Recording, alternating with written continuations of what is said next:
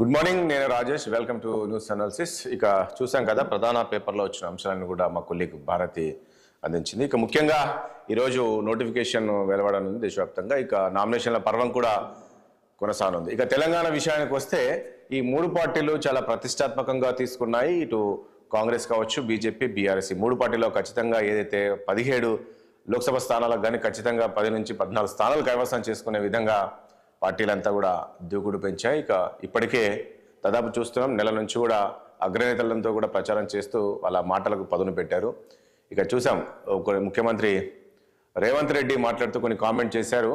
బీజేపీని గెలిపించేందుకు బీఆర్ఎస్ కుమ్మక్కయింది, ముఖ్యంగా 5 స్థానాలకు దమ్య అభ్యర్థులను బరిలో దింపారు అని చెప్పేసి కూడా ముఖ్యమంత్రి కామెంట్ చేశారు. దాంతోపాటు ఇక కేసీఆర్ కూడా అదే చెప్పారు. రేపు జరిగే ఎన్నికల తర్వాత, లోక్సభ ఎన్నికల తర్వాత ఇప్పుడు ఎవరైతే ముఖ్యమంత్రి రేవంత్ రెడ్డి ఉన్నారో ఆయన బీజేపీలోకి వెళ్తారు. సో ఇలాంటి కామెంట్స్ చేశారు. నిజంగా పరిస్థితి ఉందా? మరి ఈ లోక్సభ ఎన్నికలు ఈ పార్టీలో చాలా మార్పులు చేర్పులు అయ్యే అవకాశం ఉందా? మరి 5 నెలలైంది అధికారం చేపట్టి కాంగ్రెస్ పార్టీ. 5 నెలల తర్వాత వస్తున్న ఈ లోక్సభ ఎన్నికలు కాంగ్రెస్ పార్టీ కూడా ప్రతిష్టాత్మకంగా ఉంది. మరి అనుకున్న స్థానాలు కైవసం చేసుకోకపోతే ముఖ్యమంత్రికి కూడా ఇబ్బందులు ఏర్పడే అవకాశం ఉంటుందా? ఎందుకంటే చెప్తున్న నేతల కామెంట్స్ బట్టి మరి ఏం జరగబోతుంది, సో ఎలా ఉండే అవకాశం కనబడుతుంది ఈ ఎలక్షన్స్ అనేది మనం చర్చిద్దాం. చర్చలో పాల్గొంటున్నారు మనకు అనలిస్ట్ పాపారావు గారు ఉన్నారు. మరి కాసేపట్లో బీఆర్ఎస్ పార్టీ నుంచి ఎర్రల శ్రీని గారు జాయిన్ అవుతారు. ఇక అదేవిధంగా కాంగ్రెస్ పార్టీ నుంచి హర్షవర్ధన్ రెడ్డి గారు జాయిన్ అవుతారు. ఇక బీజేపీ నుంచి మాజీ ఎమ్మెల్యే ఎండ లక్ష్మీనారాయణ గారు కూడా జాయిన్ అయిపోతారు. ముందుగా మనం పాపారావు గారి దగ్గరికి వెళ్దాం. గుడ్ మార్నింగ్ అండి పాపారావు గారు. గుడ్ మార్నింగ్ అండి. మనము చూస్తున్నాము, ఇక ఈ రోజు నుంచి నామినేషన్ల పర్వం స్టార్ట్ అవబోతుంది. ఇప్పటికే నేను ఇంతకుముందు అన్నట్లు ఒక నెల నుంచి ఇప్పటికి అగ్రనేతలతో కూడా ప్రచారం చేస్తూ ఉన్నారు. ఈ మూడు పార్టీలు కూడా ఒక ప్రతిష్టాత్మకంగా తీసుకుంటున్నారు. ఎలా ఉండే అవకాశం కనబడుతుంది? ఓవైపు రేవంత్ రెడ్డి కామెంట్స్ మనం విన్నాం, బీజేపీ బీఆర్ఎస్ తో కుమ్మక్కయిందని, బీఆర్ఎస్ కుమ్మక్కయిందనేది లేదు, రేవంత్ రెడ్డి ఆఫ్టర్ ఎన్నికల తర్వాత బీజేపీలోకి వెళ్తారని చెప్పేసి ఇటు కేసీఆర్ చెప్తూ ఉన్నారు. ఎలా ఉండే అవకాశం కనబడుతుంది? ఒకటి, బీఆర్ఎస్ బీజేపీ కుమ్మక్కని ఇప్పుడు కాదు, ఎలక్షన్ల ముందు ఈ ప్రచారం బాగా చేశారు. అది కొంత జనాల్లో పనిచేసింది, సరే అయింది. ఇప్పుడు కవిత అరెస్ట్ అయ్యారు. అరెస్ట్ అవటం కూడా చూసాం కదా పరిణామాలు.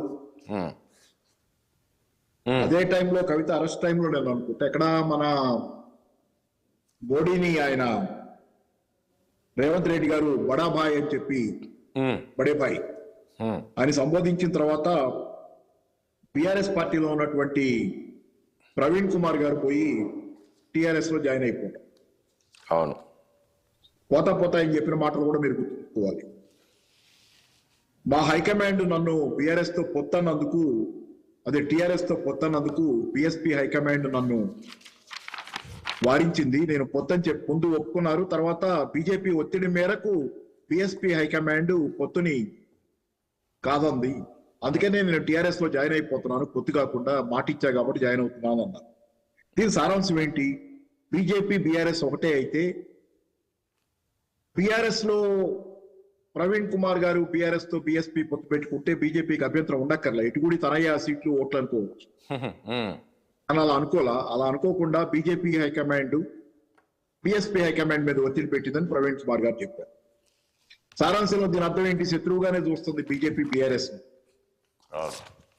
రెండోది ఇక్కడ మీకు కనపడేది, సరే ఈ పిచ్చి మాటలకి బీజేపీ బీఆర్ఎస్ కాంగ్రెస్ ఒకటేనండి.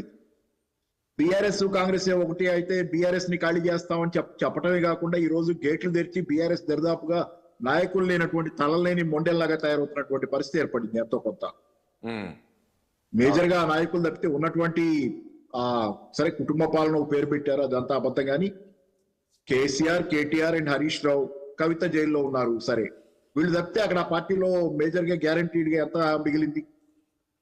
జనాలు ఉండొచ్చు ఆ పార్టీకి, అది నా వాదన, వేరే వాదన.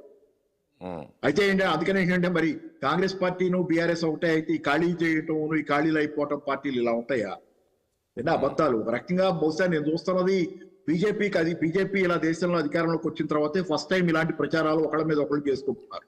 ఓకే, వాళ్ళు వీళ్ళతో కుమ్మక్కు, వీళ్ళు వాళ్ళతో కుమ్మక్కు, వాళ్ళు వీళ్ళు ఒకటే, వీళ్ళు బి టీం, వాళ్ళు ఈ టీం.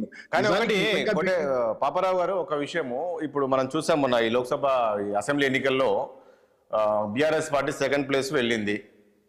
సో ఇప్పుడు ఎట్లా ఉండే అవకాశం కనబడుతుంది? బీజేపీ ఎలా ఉండే అవకాశం కనబడుతుంది? బీఆర్ఎస్ పరిస్థితి ఏంటి? కాంగ్రెస్ అధికారం చేపట్టి 5 నెలలు అవుతుంది కదా, ఎట్లా ఉంది బీఆర్ఎస్ ఈసారి సెకండ్ ప్లేస్ వచ్చే అవకాశం ఉందా, లేక టోటల్ గా థర్డ్ ప్లేస్కి వెళ్ళిపోయే అవకాశం ఉంటుంది? ఎందుకంటే ఇప్పటికే మనం చూసాం ఎంపీలు వెళ్ళిపోయారు, ఇటు ఎమ్మెల్యేలు వెళ్ళిపోయారు, మరికొందరు కూడా వెళ్ళిపోతారు అనేది ఒక ప్రచారం ఉంది. ఎట్లా ఉండే అవకాశం కనబడుతుంది? మీరు ఒకటి పూర్తిగా పడుతున్నారు. భారత రాజకీయాల్లో పార్టీల పాత్ర కంటే పార్టీ నాయకులదే పెద్ద పాత్ర ఎప్పుడు. ఇందిరాగాంధీ నుంచి ఈ రోజు దాకా చూస్తే పార్టీ నాయకులే వాళ్ళ చుట్టూనే తిరుగుతాయి పార్టీలు. మోడీ చుట్టూ బీజేపీ, సోనియా గాంధీ లేకపోతే రాహుల్ గాంధీ చుట్టూ కాంగ్రెస్, సమాజ్వాదీ పార్టీ అప్పుడు ములాయం సింగ్, ఇప్పుడు ఇట్లా ఏదైనా కానీ ఒక వ్యక్తుల కుటుంబాలు, వ్యక్తుల చుట్టూనే పార్టీలు తిరుగుతున్నాయి. ఇట్లాంటి చోట బీఆర్ఎస్ లో చాలా మంది వెళ్ళిపోగానే నాయకులు, ద్వితీయ శ్రేణి నాయకులు, ఇంకా కరెక్ట్ చెప్పాలంటే ఆ కింద వాళ్ళు కూడా కావచ్చు. ఆ పార్టీ చరిస్మా పోయిందని, జనాల్లో దానికి పలుకొడిపోయిందని ఎలా అనుకుంటారు మీరు? ఇందిరాగాంధీ ఎమర్జెన్సీ అయిపోయిన తర్వాత ఇందిరాగాంధీని అందరూ వదిలిపెట్టి వెళ్ళిపోయారు. జగజ్జీవన్ రావు వెళ్ళిపోయాడు, ముందుగానే వెళ్ళిపోయాడు ఆయన. తర్వాత బారువా, డీకే బారువా వెళ్తా ఆయన India is Indira, Indira is India అన్న డీకే బారువా వెళ్ళిపోయాడు. ఇందిరాగాంధీయే ఇండియా అన్నాడు ఆయన, ఇండియాయే ఇందిరాగాంధీ, అంతే. ఇండియా అంటే ఇందిరాగాంధీ అన్న మనిషి కూడా వెళ్ళిపోయాడు. మరి అయినా కానీ Indira Gandhi she is the icon of this country's Congress politics. ఏంటంటే ఇక్కడ కేసీఆర్ ఉండగా మీరు టీఆర్ఎస్ ఖాళీ అయిందని ఎవరైనా చెప్తే అది అబద్ధం. పైగా ఇక్కడ మీకు వాస్తవ పరిస్థితి ఏంటంటే బీఆర్ఎస్ నిజంగా ఈరోజు 3వ స్థానానికి పడిపోయి డిజాల్వ్ అయిపోవాలంటే, కనపడకుండా పోవాలంటే ఏం జరగాలంటే ఈ కాంగ్రెస్ నాయకత్వం ప్రధానంగా తానిచ్చిన 6 గ్యారంటీలను అమలు చేయాలి. రైతు రుణమాఫీ, రైతు భరోసా, అలాగే ఇంకా వీలైతే నిరుద్యోగ భృతి. ఎవరైతే ఆమె చెప్పారు కదా, సోనియా గాంధీ గారి కూతురు ప్రియాంక గాంధీ, తర్వాత ఇంకా ఉన్నాయి కదా వాగ్దానాలు, 2,500 రూపాయలు మహాలక్ష్మి మహిళలకి, ఇంకా ఇలా 1,00,000 వాగ్దానాలు. 13 వాగ్దానాల్లో ఏ వాగ్దానాలు చేశారు? మొత్తం ఇప్పుడు వాగ్దానాలకి మొత్తానికి అంటే 6 గ్యారంటీలు, 13 వాగ్దానాలు. వాటికి మొత్తం ఖర్చు ఎంతో చెప్పమనండి ఒకసారి, దేనికి ఎంత ఖర్చు అవుతుందో. ఈ రోజు ఎంత ఖర్చు అయ్యే మేరకు వాళ్ళు వాగ్దానాలను అమలు జరిపారో చెప్పండి. ఏది బస్సులు అన్నారు, ఆర్టీసీ బస్సుల్లో ఉచిత ప్రయాణం. అంటే పాపారావు గారు మీరు అన్నట్లు ఇప్పుడు కాంగ్రెస్ ఈ 6 గ్యారెంటీలు అమలు చేయలేదు కాబట్టి రేపు జరిగే లోక్సభ ఎన్నికల్లో అనుకున్న స్థానాలు రావంటారా మీరు? అలా కాకుండా మీరు ఎలా అనుకుంటారు? వాగ్దానాల ప్రకారమే ఉంటుంది సార్. వాగ్దానాలు చూసి ఓటేశారు జనాలు, లేకపోతే కొంత దుష్ప్రచారం చూసి. ఇప్పుడు వాగ్దానాలు ఫెయిల్ అయినాయి అనేది కనపడు. వాగ్దానాల్లో దారుణమైన వైఫల్యం గ్రౌండ్ లెవెల్లో మీకు చాలా ఇప్పుడు బీఆర్ఎస్ నాయకులు చెబుతున్నారనే కాదు, గ్రౌండ్ లెవెల్లో చాలా there is a ground swell. నేను ఇక్కడ కూడా చాలా మందితో మాట్లాడుతుంటాను, చాలా చిన్నవాళ్ళతో, అట్లా చాలా తీవ్రమైనటువంటి కాంగ్రెస్ ప్రభుత్వం మీద ఈ రోజు చాలా తీవ్రమైనటువంటి అసంతృప్తి ఉంది. ఎవరెన్ని దబాయించినా ఇంకెందుకు, ఒక నెలే కదా, చూస్తారు కదా జూన్ 4వ తారీఖు కాంగ్రెస్ ప్రభుత్వం మీద తీవ్రమైనటువంటి అసంతృప్తి 3 నెలల్లో వచ్చింది. ఎందుకంటే వాళ్ళే డెడ్ లైన్లు పెట్టుకున్నారు. ఏ డెడ్ లైన్ అవ్వాలా, జనాలకి చాలా ఎక్స్పెక్టేషన్స్ ఉన్నాయి. ముఖ్యంగా యూత్ ఎవరైతే ఉద్యోగాలు క్యాలెండర్ క్యాలెండర్ ఏమైంది? 30,000 ఉద్యోగాలు ఎవరిచ్చారు? నోటిఫికేషన్ ఇచ్చారా మీరు? నోటిఫికేషన్ ఇవ్వకుండా 30,000 ఉద్యోగాలు ఎక్కడి నుంచి వచ్చినాయి మీకు? అన్ని జనాలకేం తెలియదు, పిచ్చోళ్ళు కాదండి జనాలకు అన్ని తెలుసు. కాబట్టి ఏంటంటే ఖచ్చితంగా కాంగ్రెస్ మీద గ్రౌండ్ లెవెల్లో కాకపోతే ఈ ఓటు ఎటుపోద్ది అనేది ప్రశ్న. కాంగ్రెస్ మీద ఉన్న కోపం అది బీజేపీకి పోద్దా, లేకపోతే ఇప్పుడు బీఆర్ఎస్ కే మళ్ళీ వెళ్తుందా అనేది. ఎందుకంటే జనరల్ గా ఇక్కడ ఏమైందంటే ఇది పార్లమెంట్ ఎన్నికలు తెలంగాణలో. పార్లమెంట్ ఎన్నికల్లో జాతీయ పార్టీలనే చూస్తారు, సహజంగా ఉండే న్యాచురల్ స్వభావం అది. జాతీయ పార్టీలను చూసినప్పుడు ఏంటంటే అది బీజేపీ వైపు వెళ్తుందా అనే ప్రశ్న ఉంది తప్పితే, మరి కొంతమంది ఇంకా లేదు బీఆర్ఎస్ నిలబెట్టుకుంటేనే పార్లమెంట్ లో పోరాడుతుంది కాబట్టి మనకి బలం అనేది లెక్కలేసుకుంటారు తప్పితే, ఇదైతే కాంగ్రెస్ కి అయితే మాత్రం ఓటు. మీరు అన్నట్లు ఒకటి పాపారావు గారు, మీరు అన్నట్లు ఇప్పుడు ఇది ఇప్పుడు లోక్సభ ఎన్నికలు కాబట్టి ఇవి ఎంతసేపు ఉన్న జాతీయ పార్టీలనే చూస్తారు కాబట్టి ఇటు కాంగ్రెస్ వర్సెస్ బీజేపీ ఉంటుంది కదా, ఇక్కడ బీఆర్ఎస్ పాత్ర ఎంతవరకు ఉంటుందని వీళ్ళు చెప్తున్నారు కదా. బీఆర్ఎస్ ఓటేసినంటే మాత్రం ఏం ఉపయోగం ఉండదని. ఇప్పుడు కాంగ్రెస్ కేసినా ఇప్పుడు ఒకటండి, 2 రకాలుగా ఆలోచిస్తారు. ఒకటేంటి జాతీయ పార్టీ అని బీజేపీ వైపు ఆలోచించే వాళ్ళు ఉన్నారు, అవుతుంది కొంత బీజేపీ వైపు.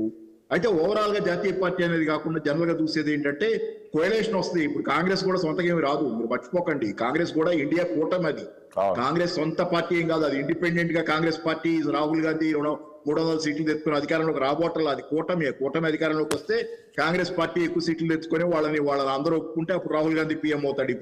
అప్పుడు దాకా అది కూటమే. ఇండియా ఆ కూటమి తప్పితే రాహుల్ గాంధీ వర్సెస్ మోడీ అని చెప్పి తప్పుడు రిప్రజెంటేషన్ ఇస్తున్నారు చాలా. రాహుల్ గాంధీ వర్సెస్ మోడీ కాదు, ఇండియా ఎలియన్స్ వర్సెస్ బీజేపీ. ఇది పరిస్థితి. అందుకని రాహుల్ గాంధీ ఆయన ఇష్టమైన అన్ని ఏంటంటే అది ఎవరైనా ఆలోచించగలిగితే బ్రాడ్ గా ఇది ఒక కూటమికే ఓటేస్తున్నాం మనం. చాలా సార్లు యునైటెడ్ ఫ్రంట్ లాంటి కూటములు గతంలో వచ్చినాయి. దేవగౌడ వచ్చాడు, విపి సింగ్ వచ్చాడు, చాలా మంది ఆ కూటముల్లో చంద్రశేఖర్ అయ్యాడు. ఒకసారి పడిపోయినా ఉన్నాయి, అది వేరే విషయం. నడిచినంత కాలం నడిచినాయి. కానీ కూటమికి ఓటేస్తున్నారు వీళ్ళు ఈ రోజు. కూటమికి ఓటేసినప్పుడు బీఆర్ఎస్ కూడా వేయచ్చు. బీఆర్ఎస్ కూడా రేపు కూటమిలో ఏదో చోట కలవచ్చు కదా, పోయి కలవకూడదనే ఉంది. వైనాట్ బీఆర్ఎస్ పాత్ర కూడా ఉంది కేంద్రంలో ప్రభుత్వం ఏర్పడటంతో కూటమి కనుక గెలిస్తే. Okay right right. ఒకటి ఎర్రల సీన్ గారు, గుడ్ మార్నింగ్ అండి. ఎర్రల సీన్ గారు మీట్లో ఉన్నారు. ఎర్రల సీన్ గారు వచ్చింది. ఎర్రల సీన్ గారు వినపడుతుందా? వినపడతాడా మీకు? వినపడుతుంది. సీన్ గారు, నేను రాజేష్ మాట్లాడుతున్నాను. ఒకటి, ఎట్లా నామినేషన్స్ ఈ రోజు నుంచి నామినేషన్ల ప్రక్రియ స్టార్ట్ అవుతుంది, ఎలా ఉండే అవకాశం కనబడుతుంది ఈ లోక్సభ ఎన్నికల్లో? ఇప్పటికే చూసాం ఓటమితో పూర్తిగా డీలపడ్డ బీఆర్ఎస్ పార్టీ. ఈ ఎన్నికల్లో ఏంటి అసలు ఒక్క స్థానమన్నా కైవసం చేసుకుంటుందా? ఎందుకంటే ఇప్పటికే కాంగ్రెస్ బీజేపీ చెప్తుంది అసలు బీఆర్ఎస్ ఎక్కడ ఉంది, ఇక బీఆర్ఎస్ కనుమరుగైపోతుంది అనే విధంగా వీళ్ళు కామెంట్ చేస్తున్నారు. ఏం చెప్తారు మీరు? మీరు మాట్లాడింది నేను ఖండిస్తున్నా. బీఆర్ఎస్ డీల పడుతుంది కాంగ్రెస్ పార్టీ. ఎందుకనంటే ఇచ్చిన హామీలను ఎట్లా అమలు చేయాలో అర్థం కాక అన్ని సైడ్ ట్రాక్ చేస్తా ఉంది కాంగ్రెస్ పార్టీ ప్రభుత్వం. చెప్పినవి ఎట్లా అమలు చేయాలో అర్థం అవుతుంది. ఇందాక పాపారావు గారు చాలా అద్భుతంగా చెప్పిండ్రు, చాలా బాగుంది. ఎందుకనంటే టిఆర్ఎస్ పార్టీ 10 సంవత్సరాలు అధికారంలో ఉంది, 14 సంవత్సరాలు కొట్లాడి మేము అధికారంలోకి వచ్చినాం. సరే, ప్రజలు తీర్పిచ్చిండ్రు, గౌరవించిన ప్రతిపక్షంలో ఉన్నాం అని మేము డీల పడిపోలేదు. ఒకరిద్దరు పోయినంత మాత్రాన డీల పడే పరిస్థితి లేదు. రెట్టింపు ఉత్సాహంతో ఇలా మళ్ళీ కార్యకర్తలు కూడా అధికారంలోకి రావాలి. ఇలా కాంగ్రెస్ పార్టీ చేస్తున్నటువంటి మోసాలు, కాంగ్రెస్ పార్టీ ఇస్తున్నటువంటి హామీలు అమలు కాక ప్రజలను తప్పుదో పట్టిస్తా ఉన్నది అనేసి ఇలా ప్రజలు, అదేవిధంగా రైతులు అందరూ కూడా ఆవేదన వ్యక్తం చేస్తా ఉన్నారు.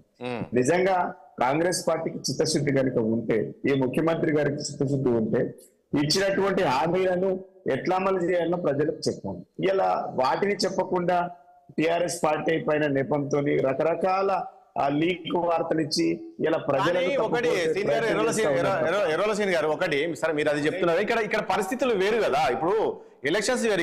ఇప్పుడు బీఆర్ఎస్ పార్టీని వెంటాడుతుంది ప్రధానంగా ఏంటి? ఒకటి స్కాములు, దట్టు ఇటు కేసీఆర్ కూతురు లిక్కర్ స్కామ్ లో జైల్లో ఉంది. దీంతో పాటు ఇప్పుడు మనం చూసాం వెళ్తున్న ఎంపీ అభ్యర్థులంతా కూడా ఒక లేఖ రాసిపోతున్నారు, మేము పార్టీ విడడానికి కారణం ఏంటంటే అది కేసీఆర్ మీదనో కేటీఆర్ మీద కోపం కాదు, పార్టీ పరిస్థితి, పార్టీలో ఈ స్కాములు ఇవన్నీ కూడా ప్రజల్లోకి మాకు వ్యతిరేకత వచ్చే అవకాశం ఉందని చెప్తున్నారు కదా. నేనేమంటున్నా, పార్టీల నుంచి పోవాలనుకున్నాడు చెప్పే సాకే అది. వాడు ఏం చెప్పాలి పోయేటోడు? కేసీఆర్ మంచోడు, నాకు అవకాశం ఇచ్చిండు, అయినా నేను పోతున్నా అని చెప్తారండి? వాడు చెప్పదలుచుకున్నాడు కేసీఆర్ మీదనో పార్టీ మీదనో ఏదో రుద్దాలి. నిజంగా రాజకీయాలలో విలువలు గల రాజకీయం చేసేవాడు అట్లా మాట్లాడేప్పుడు నేనేమనుకుంటున్నా, అసలు రాజకీయాలలో విలువలే లేకుండా పోయింది. ఈ 75-85 ఏళ్ళు ఉన్నాడు కూడా పార్టీ మారినాక ఈ రాజకీయ విలువలు ఏమున్నాయండి? మిత్రుడికి వచ్చిన సబ్మిషన్ ఆయన చెప్పేదాన్ని నేనేం ఆపటలేదు, కానీ ఒక్క ముక్క పోయేవాళ్ళు కూడా చూడండి. నిజంగా యంగ్స్టర్స్ ఎక్కువ మంది కోటలు, ఎక్కడైనా ఇంకా కొంత యంగ్స్టర్స్ లో ఐడియలిజం తక్కువ, యంగ్స్టర్స్ లో మారేవాళ్ళు పార్టీ. పెద్దోళ్ళు అయిన తర్వాతే సిగ్గుపోతుంది చాలా మందికి. పార్టీలు మారేది ఎక్కువ మంది అందరిని అంటలా నేను, మళ్ళీ అందరిని నన్ను అటుగాని ఇటుగాని. రాజేష్ గారు, అయితే 85 సంవత్సరాలు ఉన్నోడు కూడా పార్టీ మారితే ఏం విలువ ఉంటది? చచ్చిపోయేదాలకు, సావుదాలకు. నాకు ఒక మాట చెప్పండి, కేకే పోయిండు, ఒక్క కార్యకర్త పోయిండా? ఒక సెకండ్ గ్రేడ్ లీడర్ పోయిండా? కడియం పోయిండు, కడియం ఏమంటే ఒక సెకండ్ గ్రేడ్ లీడర్, చెప్పుకోదగ్గ లీడర్లు ఎవరైనా పోయిండ్రా? ఎవరు పోయిండు? అవకాశవాదులు, రాజకీయ విచారులు పార్టీ మారిండ్రు అంటున్నా నేను. ఏం అవసరం? మాలాంటి ఉద్యమకారులు డెఫినెట్ గా మేము అంటున్నాం, ఆ రోజు పార్టీ ఆవిర్భావం నుంచి మేమే ఉన్నాం, ఇప్పుడు మేమే ఉంటాం, భవిష్యత్తులో మేము ఉంటాం. నేనేమంటున్నా, మాలాంటి వాళ్ళనే తెలంగాణ వచ్చింది. వచ్చిన తెలంగాణలో వీళ్ళు అన్ని చీమల పుట్ట పాములు చేరినట్టు చేరిండు. ఈ విష పురుగులు అన్ని కూడా వెళ్తా ఉన్నాయి. క్లారిటీ వచ్చిందండి. కాబట్టి దాని వల్ల నష్టమేం లేదు. కాబట్టి నేనేమంటున్నా, ఇవాళ కాంగ్రెస్ పార్టీ, బీజేపీ పార్టీలో ఉన్న అభ్యర్థులన్నీ బీఆర్ఎస్ పార్టీలో చేరి ఇలా వాళ్ళ అవకాశాలు పొంది పోతున్న వాళ్ళే వాళ్ళ అభ్యర్థులు. ఇలా మా పార్టీ అభ్యర్థులే కదా రెండు పార్టీలకు. కాబట్టి ఇలా బీఆర్ఎస్ పార్టీ ఎప్పుడు పలసగాదు. ఇలా రాబోయే కాలంలో ఏ ఏ పార్టీలకు అడ్రస్ గల్లంతులో జస్ట్ 1 year వెయిట్ చేయండి. ఒక సంవత్సరంలో అసలు కాంగ్రెస్ బీజేపీ పార్టీలకు పరిస్థితి ఏంటో మీరు ఆలోచన చేస్తారు. ఇలా రెండు మహాసభ కేసీఆర్ గారు ఆశీర్వాద సభలు పెడితే ప్రజలు స్వచ్ఛందంగా మళ్ళీ మాకు కూడా వేదికల మీద ఉంటే మాకు కూడా ఒక కొత్త ఉత్సాహం వస్తూ ఉన్నది. అరే ప్రజలు ఒక 6 నెలలు కాలేదు, ప్రజలు ఇట్లయింది యూటర్న్ తీసుకున్నారని. అంటే ఇందాక పాపారావు గారు చెప్పింది కాంగ్రెస్ పార్టీ ఇచ్చినటువంటి హామీలు అమలుపరచడంలో విఫలమైంది. ఇలా నేను అడుగుతా ఉన్నా ఈ ప్రభుత్వాన్ని, 30,000 ఉద్యోగాలకు ఈ ప్రభుత్వం ఎప్పుడు నోటిఫికేషన్ ఇచ్చిందండి? చెప్పుకుంటే సిగ్గుచేటు. ఎప్పుడు నోటిఫికేషన్ ఇచ్చింది? మేము నోటిఫికేషన్ ఇచ్చి మేము ఫిలప్లు చేసి వాటిని సర్టిఫికెట్లు ఇచ్చి 30,000 ఇచ్చినట్టు అసలు చెప్పుకోవడానికి సిగ్గుండాలి ప్రభుత్వానికి. అసలు ఎవడన్నా అసలు నోటిఫికేషన్ ఇచ్చింది మేము, వాటిని ఫిలప్ చేసింది మేము, ఆర్డర్ కాపీలు ఇచ్చినప్పుడు మేము ఇచ్చినామంటే అసలు ఎవరికైనా ఇది మనుషుల ఏమనాలి? అసలు 30,000 ఉద్యోగాలు నిజంగా ఒక శ్వేతపత్రం విడుదల చేయండి. 30,000 ఉద్యోగాలు మేము నోటిఫికేషన్ ఇచ్చినామని చెప్పండి. రైతు బంధు 12,000 మేము ఇస్తే 15,000 మేము ఇస్తామని చెప్పిండ్రు. ఇలా 4 నెలలు అయిందండి రాజేష్ గారు, ₹1 ఎక్స్ట్రా ఇవ్వలేదు 10,000కు మించి. అదేవిధంగా 15,000 రూపాయలు ఇస్తామని చెప్పిండ్రు. 3 ఎకరాల మించి 1 ఎకరానికి కూడా ఎక్కువ ఇవ్వలేదు. ఈ రోజు 3 ఎకరాలే, 3 ఎకరాలకు మించి 1 ఎకరాకి ఎక్స్ట్రా పడలేదు. మేము అధికారంలోకి రాగానే 2 లక్షల రుణమాఫీ ఇస్తాం, మీరు ఫోన్ తెచ్చుకోండి అని చెప్పిండు లెక్కలటరీ లెక్క. దాని గురించి మాట్లాడు. మళ్ళీ వీళ్ళు ఏం మాట్లాడుతూ ఉన్నారు? నేను ఆగస్టు 15 దాకా, ఆగస్టు 15 కూడా వస్తాయి. ఇప్పుడు ఒకసారి ఎండ లక్ష్మీ దగ్గరికి వెళ్దాం. ఒక్క నిమిషం ప్లీజ్. నేను మాట్లాడినాక ఇవ్వండి. రైతు బంధు అడిగితే చెప్తాను కొట్టమంటాడు మంత్రి. సరే అది వేరే సందర్భంలో వచ్చింది. సరే అది మాట్లాడదాం ఒకసారి. ఎండ లక్ష్మీనారాయణ గారు బిడ్డలే రైతులను చెప్పులతో కొట్టడానికి రాష్ట్ర ప్లీజ్ సీన్ ఒక నిమిషం ప్లీజ్. ఒక నిమిషం లక్ష్మీనారాయణ గారు, గుడ్ మార్నింగ్. ఏంటి ఈ రోజు నుంచి నామినేషన్ ప్రక్రియ స్టార్ట్ అవుతుంది. ఈ ఎన్నికలను ముఖ్యంగా తెలంగాణలో మీరు ఏంటి చాలా ప్రతిష్టాత్మకంగా తీసుకున్నారు, అనుకున్న స్థానాలు కైవసం చేసుకోవాలనుకుంటున్నారు. మరి ఒకవైపు ముఖ్యమంత్రి చెప్తున్నారు బీఆర్ఎస్ అండ్ బీజేపీ ఒకటే. సో కొంతమంది బీఆర్ఎస్ అభ్యర్థులను డమ్మీ అభ్యర్థులను పెట్టారు బీజేపీని గెలిపించేందుకు కొన్ని ఎంపీ సెగ్మెంట్లలో అని చెప్పేసి చెప్తూ ఉన్నారు. ఎలా ఉండే అవకాశం ఉంటుంది? గత శాసనసభ సార్వత్రిక ఎన్నికల్లో కవిత గారిని అరెస్ట్ చేయకపోతే, అంటే దర్యాప్తు సంస్థలు అరెస్ట్ చేయకపోతే, ఆ దర్యాప్తు సమగ్రంగా జరిపేటువంటి ప్రక్రియలో నిమగ్నమై ఉన్నటువంటి సందర్భంలో వాళ్ళు చెప్పారు వారు ఒకటే, అందుకని అరెస్ట్ చేయలేదు.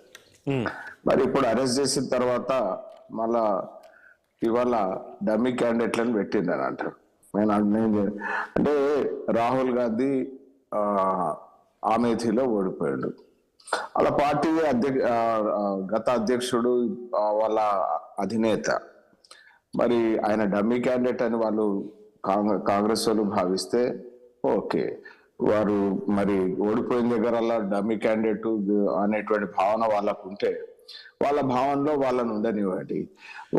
అంటే వాళ్ళు ఎక్కడ ప్రచారం కూడా చేయట్లేదు. దట్టు కవిత జైల్లో ఉంది కాబట్టి ఈరోజు కవిత బయటికి రావాల్సింది, వాళ్ళకి కావాల్సింది కాబట్టి బయటికి రావాలంటే ఖచ్చితంగా బీఆర్ఎస్ సపోర్ట్ చేయాలనేదే కదా వాళ్ళు అంటుంది. ఇప్పుడు లాస్ట్ టైం ఇక్కడ నిజామాబాద్ లో పార్లమెంట్ ఎన్నికలు జరిగినాయి. ఎన్నికల్లో మధు యాష్కి గారికి 50,000 ఓట్లు వచ్చినాయి. మరి రెండో స్థానంలో కవిత వచ్చింది, బీజేపీ మొదటి స్థానంలో వచ్చింది. మరి వాళ్ళు కాంగ్రెస్ వాళ్ళు అంగీకరించాలా మేము డమ్మీ క్యాండిడేట్ పెట్టినామా అనేటువంటి. మరి అదే వాళ్ళు ఎక్కడైతే బలహీనంగా ఉన్నారో మరి వాళ్ళు డమ్మీ క్యాండిడేట్ పెట్టామనేటువంటి అభిప్రాయాన్ని వాళ్ళు అంగీకరిస్తే మరి దేశవ్యాప్తంగా ఇవాళ ఉత్తరప్రదేశ్ లో 80 స్థానాల్లో కాంగ్రెస్ కు మొన్నటి ఎలక్షన్ లో 2 స్థానాలు, ఇప్పుడు వచ్చే ఎలక్షన్ లో 1 స్థానం కూడా గెలిచేటువంటి పరిస్థితి లేదు. మరి అక్కడ పెట్టిన క్యాండిడేట్లు అందరినీ డమ్మీ క్యాండిడేట్లని కాంగ్రెస్ భావిస్తే భావించారు. మరి మరొక విషయం ఏంటంటే ఇక్కడ ఇండియా అలయన్స్ ఏంది ఈ దేశంలో? ఇప్పుడు వాయనాడ్ల అంటే అక్కడ కమ్యూనిస్ట్ పార్టీ క్యాండిడేట్ ఉంటుంది, కాంగ్రెస్ పార్టీ క్యాండిడేట్ ఉంటాడు. మరి ఢిల్లీలోనేమో కలిసికట్టుగా బీజేపీకి వ్యతిరేకంగా కూటమి. మరి వాళ్ళు ఉన్నటువంటి వాళ్ళ రాష్ట్రాల్లో కూటమి లేదు. అదే రకంగా ఆమ్ ఆద్మీ పార్టీ అదే రకమైనటువంటి పరిస్థితి. ఏ రకమైనటువంటి స్థితులలో కానీ ఒకటి లక్ష్మీనారాయణ గారు ఒక విషయం చెప్పండి, ఏంటి కేసీఆర్ ఈ రకమైన కామెంట్ చేస్తున్నారు? ఒక మాజీ ముఖ్యమంత్రి 10 ఏళ్ళు ముఖ్యమంత్రిగా ఉన్నారు, ఎన్నికల తర్వాత జంప్ అయిపోతారు రేవంత్ రెడ్డి, బీజేపీలకు జంప్ అవుతారని ఎందుకు ఈ రకమైన కామెంట్ చేస్తున్నారు? అంటే నేను ఇక్కడ ఒక విషయం చెప్పదలుచుకున్నాను. కాంగ్రెస్ అనేటువంటిది కాంగ్రెస్ లో అంతర్గత కూటములు అనేటువంటి అత్యంత సహజమైనటువంటి విషయం. మనం చూసినాం అప్పుడు చెన్నారెడ్డి ముఖ్యమంత్రిగా ఉన్నప్పుడు కానీ తదనంతర కాలంలో కానీ మొన్నటి వరకు పార్టీ ఎన్నికలకు తయారయ్యేట ముందు కూడా అలా అంతర్గత కూటములు ఎన్నున్నాయనేటువంటి వాళ్ళు తెలుసు. వాళ్ళు ఒకసారి కూర్చున్న వాళ్ళు ఆపస్లో ఒక టీంల చర్చాగోష్ఠిలో గత 2018 ఎన్నికల్లో అరే మనకు మెజార్టీ వస్తే కూడా కానీ మనం అధికారం ఫామ్ చేసేటువంటి పరిస్థితి ఉండకపోవచ్చు అనేటువంటిది. అంటే ఎవరు ఎటుపోతారో అనేటువంటి తెలియనటువంటి అగమ్య గోచరమైనటువంటి పరిస్థితిలో ఉంది ఈసారి. నాకు అర్థం కాదు లక్ష్మీనారాయణ, ఒక విషయం చెప్పండి. ఇప్పుడు రేవంత్ రెడ్డి ఏమో బీజేపీ బీఆర్ఎస్ ఒకటే అని ఒకరు అంటారు, ఇక్కడ కేసీఆర్ అంటారు కాంగ్రెస్ అండ్ బీజేపీ ఒకటే అంటున్నారు. ఎవరితో ఉన్నారు మీతో అసలు ఎవరున్నారు? అంటే వాళ్ళు ఎందుకు ఈ విషయంలో పోటీ పడుతున్నారు అంటే బీజేపీతోని బీఆర్ఎస్ ఉంటే మైనార్టీ ఓటు మాకు వస్తుంది, బీజేపీతోని కాంగ్రెస్ ఉన్నదంటే మైనార్టీ ఓటు మాకు వస్తుంది అనేటువంటిది బీఆర్ఎస్ ఆలోచన, కాంగ్రెస్ ఆలోచన. అంటే ఈ రకమైనటువంటి ఆలోచనతోని వాళ్ళు బీజేపీ మీద పరస్పరం ఆరోపణలు ఇస్తున్నారు. బీజేపీ భారతీయ జనతా పార్టీ ప్రభుత్వం అవినీతి మీద యుద్ధం చేస్తున్నది. భారతీయ జనతా పార్టీ ప్రభుత్వం ఇవాళ ప్రభుత్వం దర్యాప్తు సంస్థ, ఈ కేంద్రంలో ఉన్నటువంటి కేంద్ర దర్యాప్తు సంస్థలు ఇవాళ అవినీతి మీద ఎక్కడ రాజీ లేనటువంటి రీతిలో అటు జాతీయ స్థాయిలో ఇవాళ సోనియా గాంధీ గాని రాహుల్ గాంధీ గాని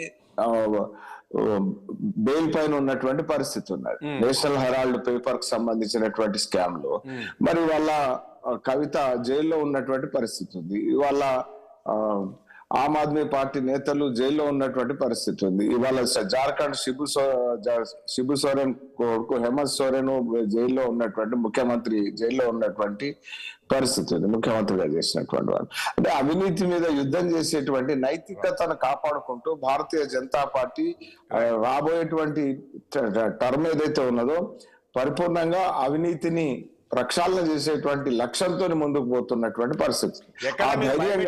చేస్తున్నారనే కదా పదే పదే చెప్తుంది. మీరు భయపెట్టే ప్రయత్నం చేస్తున్నారు, మీతో ఉంటే ఏం లేదు అంటే ఈడీలు సిబిఐ అంటే రాజేష్ గారు ఇక్కడ కేసీఆర్ రేవంత్ రెడ్డి కేసీఆర్ ను ఎందుకంటే ఇద్దరు ప్రజల ముందు దోషులుగా ఉన్నారు. ఒకరేమో గతంలో ఏదైతే చేసినటువంటి అవినీతి గాని, గతంలో రాష్ట్రాన్ని అప్పుల ఊబిలో దించినటువంటి పరిస్థితి గాని, కుటుంబ పరిపాలన గాని వీటన్నిటికీ ప్రజల ముందు దోషులుగా నిలిచారు. ప్రజలు వాళ్ళను ఓడించారు. ప్రజల ముందు అప్పుల ఊబిలో ఉన్నటువంటి రాష్ట్రంలో ఆర్థిక పరిస్థితులు స్థితిగతులు తెలిసి కూడా 100 రోజుల్లో ఈ హామీలు నెరవేరుస్తామని చెప్పి ప్రజలకు గ్యారంటీ కార్డులు ఇచ్చి అధికారంలోకి వచ్చినటువంటి కాంగ్రెస్ పార్టీ 100 రోజులు దాటిన తదనంతరం ఏమైంది మీ గ్యారంటీ, మీరు ఇచ్చిన కార్డుల సంగతి ఏంది అనేటువంటిది ప్రశ్నిస్తున్నటువంటి పరిస్థితి ఉంది. ఈ సందర్భంలో విషయాన్ని పక్కదో పట్టించడం కోసం పరస్పరం కఠోరమైనటువంటి పదాలను వాడుకుంటూ ప్రజల దృష్టిని మరల్చేటువంటి ప్రయత్నం చేస్తా ఉన్నారు. ఇది వాళ్ళ ఒక వ్యూహాత్మక అవగాహనతోనే మాట్లాడుతున్నటువంటి పరిస్థితే. కానీ ప్రజలు మాత్రం చాలా స్పష్టంగా ఉన్నారు. ఈ దేశానికి ముందుకు తీసుకెళ్లేటువంటి కర్తవ్యం ఏదైతే ఉన్నదో 10 ఏళ్ల ప్రోగ్రెస్ రిపోర్ట్ ఏదైతే ఉందో రైతులకు గాని యువకులకు గాని, అంటే ఇవాళ చట్టాలను దేశానికి అవసరమైనటువంటి రీతిలో మలిచినటువంటి పరిస్థితి గాని, దేశ సమగ్రత విషయంలో కానీ దేశ అంతర్గత భద్రత విషయంలో కానీ ఈ దేశ ప్రతిష్ట. కానీ ఒక విషయం లక్ష్మణ గారు, ఒక విషయం చెప్పండి. ఇక్కడ లక్ష్మణ, ఈ లోక్సభ ఎన్నికల తర్వాత తెలంగాణ, ప్రధానంగా తెలంగాణలో రాజకీయ సమీకరణలు మారే అవకాశం ఉందా? బీజేపీ ఏమన్నా, అంటే ఇప్పుడు చెప్తూ ఉన్నారు కదా బీజేపీలోకి రాబోతున్నారు అని, ఒకరు లేదు ఇది, బీజేపీ ఏమన్నా అంటే అధికారంలోకి వచ్చే అవకాశం కనబడుతుంది, అటు ఇటు మారే అవకాశం ఉంటుందా? బీజేపీ ఏ రకమైనటువంటి రీతిలో ప్రభుత్వ ప్రజల్లో ఎన్నుకున్నటువంటి ప్రభుత్వం సాఫీగా నడవాలనే కోరుకుంటది. కానీ అంటే కాంగ్రెస్ నాయకత్వం జాతీయ స్థాయిలో బలహీనపడినటువంటి పరిస్థితులలో ఆ నాయకత్వం యొక్క కనుసన్నల్లో సూచనల ప్రకారం ఇక్కడ నడుస్తుంది అనేటువంటి పరిస్థితి లేదు. ఎందుకంటే నాయకుడి మీద విశ్వాసం ఉన్నప్పుడు అది ఏదైతే ఐక్యత పార్టీలో ఉంటుందో నాయకత్వం లేని తర్వాత ఆ ఐక్యత కురబడుతుంది. అది మరి ఒకవేళ రాబోయేటువంటి ఎన్నికల్లో భారతీయ జనతా పార్టీకి ఇవాళ ప్రజల్లో ఉన్న అభిమానం 10 సీట్లకు పైగా వచ్చేటువంటి పరిస్థితి, మరి దాని తర్వాత దాని ప్రభావం ఆ పార్టీలో ఉన్నటువంటి నేతల మీద కొంత పడుతుంది అనేటువంటిది ప్రజలు విశ్లేషకులు విశ్లేషించేటువంటి. పాపారావు గారు, ఇప్పుడు నేను ఇంతకుముందు అన్నట్లు ఏంటి ఈ లోక్సభ ఎన్నికల తర్వాత కొంచెం రాజకీయ సమీకరణాలు మారే అవకాశం ఉందా?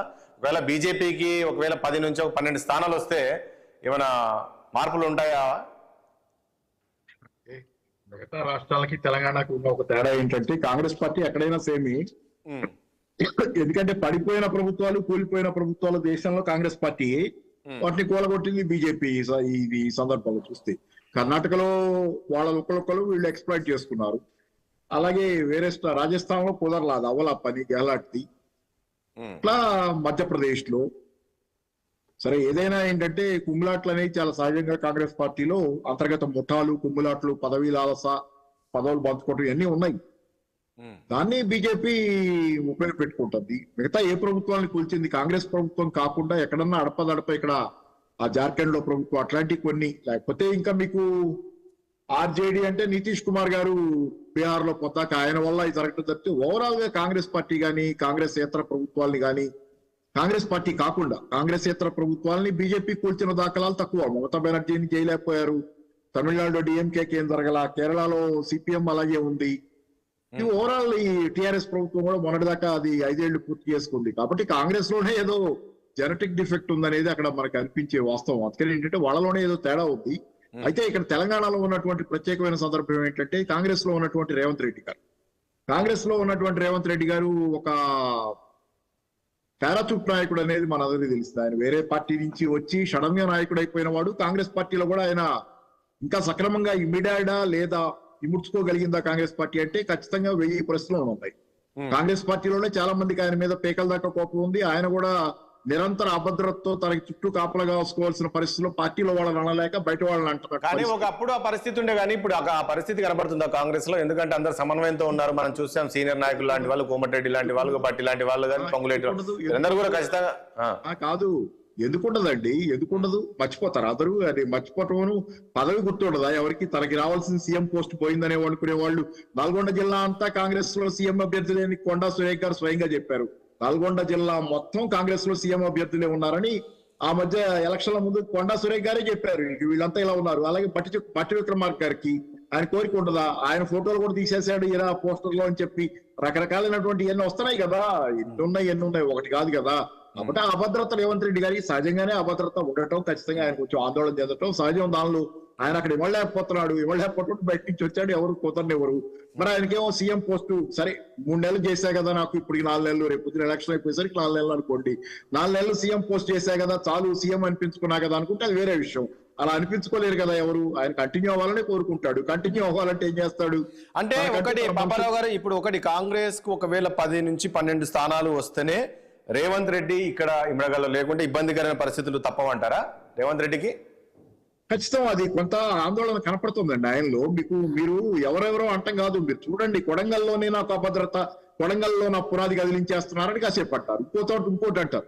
ఆయన ఎలక్షన్ల ముందు కంటే ఎలక్షన్ల తర్వాత ఆందోళన, ఎలక్షన్ల ముందు అగ్రెసివ్గా ఉన్నాడు ఆయన, ఎలక్షన్ల తర్వాత ఆందోళనగా ఉన్నాడు ఆయన, గెలిచిన తర్వాత ఆందోళనగా ఉన్నాడు. ఎవరైనా చూడండి, గెలిచిన తర్వాత ఉత్సాహంగా ప్రచారం చేసుకుంటారు. దాని వెనక అసలు మొదటి కారణం ఏంటంటే కాంగ్రెస్ పార్టీ అంతర్గత కుమ్ములాటలతో పాటుగా 6 గ్యారెంటీలు అమలు చేయకపోవడం ఒక మెయిన్ రీజన్. దాంతో పాటుగా అంతర్గత కుమ్ములాటలు ఇన్ని కలిసి ఆయన పరిస్థితి ఏంటంటే కుంపట్లో గుర్తున్నట్టు ఉంది ఆయనకంటే. ఇప్పుడు అక్కడ ఉండే పరిస్థితి అయితే మాత్రం అది కాదు. ఏదేమైనా అది బీజేపీ బీఆర్ఎస్ వాళ్ళు చెప్పినట్టు బీజేపీతో కలుస్తాడా, ఏం చేస్తాడు, ఏమవుతుంది అనేది పక్కన పెడితే ఆయన తన సొంత అభ్యర్థులకు కూడా సీట్లు ఇప్పించుకున్నాడు పార్టీలో. తన సొంత క్యాండిడేట్లకు కూడా ఎలక్షన్ అప్పుడు కొంత ఆయన పద్ధతి ఆయన ఏర్పాట్లు ఆయన చేసుకున్నాడు. ముందు ఆయన ఎవరికైనా దూరదృష్టి కనపడుతుంది కదా జరగబోయేది, కానీ ఆయన ఏర్పాట్లు ఆయన కొంత చేసుకున్నాడు. మరి వాళ్ళంతా తనతో వస్తారా, ఏం చేస్తారు పార్టీలో ఉండే, ఎందుకంటే పార్లమెంట్ ఎన్నికలు అయిపోయిన తర్వాత పార్లమెంట్ ఎన్నికలు వస్తున్నాయి ఇప్పుడు కాబట్టి. మీరు అన్నట్లు ఒకటి పాపారావు గారు, ఇప్పుడు సరే పార్లమెంట్ ఎన్నికల తర్వాత ఎట్లుంటుంది అంటే దీన్ని బీజేపీ ఏమైనా అవకాశంగా తీసుకునే అవకాశం ఉంటుందా? ఖచ్చితంగా ఉంటది. బయట ఎందుకు చూడరండి, ఎవరైనా అవకాశంగా చూస్తారు. అప్పుడు గతంలో అవకాశం ఉండే కదా, బీఆర్ఎస్ వాళ్ళు కోచింగ్ చేసుకుని తీసుకెళ్లిపోయింది. ఇప్పుడు అవకాశం ఉందే కదా, కాంగ్రెస్ పార్టీ మళ్ళీ పోయి బీఆర్ఎస్ వాళ్ళని ఎత్తుకొచ్చుకుంటుంది. ఈ రోజు రాజకీయాలు ఫిరాయింపుల రాజకీయాలు పెద్ద. ఈ రోజు రాజకీయ నాయకుల నీతి నియమాలు ఇవన్నీ అనవసరం మాట్లాడటం. ఎవరైనా మిగిలిన్నారంటే కొద్దిమంది మిగిలిన్నారు. ఆ కొద్దిమంది, అది కూడా ముఖ్యంగా ఇందాకే నేను చెబుతున్నాగా, మధ్యలో జోక్యం చేసుకుని యూత్ లో ఎక్కువ మంది కాస్త మరీ, అది కూడా తెలంగాణలో ఉద్యమం జరిగి వచ్చారు కదా యూత్, వాళ్ళకి ఇంకా నీతి నిజాయితీలు రక్తంలో పౌరుషం ఉన్నాయి. తెలంగాణలో ఒక ఉద్యమం జరిగింది కదా, లేకపోతే ఇక్కడ యూత్ కూడా ఎలా ఉండేవాళ్ళు నాకు తెలియదు కానీ ముందు చెప్పలేం, ఇప్పుడు చెప్పలేం. కానీ ఏదైనా పోరాడి వచ్చిన వాళ్ళు వాళ్ళకి ఇంకా ఏదో చేద్దాం అనేది జరగాలనేది ఉంది. కాబట్టి ఏంటంటే ఖచ్చితంగా చెబుతున్నా కదా, ఇవన్నీ ఏంటంటే రేపు సీన్ గారు ఏంటి ముఖ్యమంత్రి ఇక ఈ రకంగా అంటున్నారు, జంప్ అవుతాడు కేసీఆర్, జంప్ అవుతారన్న కామెంట్ మీ దగ్గర ఏమైనా సమాచారం ఉందా, లేక మీరు పార్టీ మారుతున్నారు కాబట్టి మీ అభ్యర్థులు సో ఆ ఫ్రస్ట్రేషన్ లో ఏదో ఒక కామెంట్ చేయాలి కాబట్టి చేస్తున్నారా? నేనేమంటున్నా, మేమంటున్నది కాదు, కాంగ్రెస్ పార్టీలో సీనియర్లు మాట్లాడుకుంటున్నటువంటి మాటలే కేసీఆర్ చెప్పింది. సీనియర్లు చాలా ఫ్రస్ట్రేషన్ లో ఉన్నారు. ముఖ్యమంత్రి గారు నిజంగా పాపారావు గారు అన్నట్టు ప్రతిపక్షంలో ఉన్నప్పుడేమో ఎలక్షన్ ముందేమో చాలా కూల్ గా ఉండేది. ముఖ్యమంత్రి పదవి ఎక్కిన తర్వాత నిజంగా కూడా టెంప్ట్ అవుతా ఉన్నాడు. ముఖ్యమంత్రి గారు భాష మార్చుకోవాల్సినటువంటి అవసరం ఉంది.